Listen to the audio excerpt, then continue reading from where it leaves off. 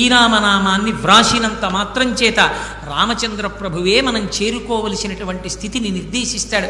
మహానుభావుడు గుంటూరులో రాగం ఆంజనేయులు గారని ఉండేవారు. ఎప్పుడూ శ్రీరామనామమే, అలా శ్రీరామ శ్రీరామ శ్రీరామ శ్రీరామ వ్రాస్తూనే ఉండేవారు. ఆఖరికి ఆయన ఆ పుస్తకాలన్నీ రామనామం రాసినవన్నీ బండిలో పెట్టుకుని రామనామ జపం చేస్తూ భద్రాచలం వెళ్ళారు. భద్రాచలం వెళ్ళి ఆ రోజు సాయంకాలం రామచంద్రమూర్తి యొక్క దేవాలయంలో రామనామం ఇచ్చేద్దాం అనుకున్నారు.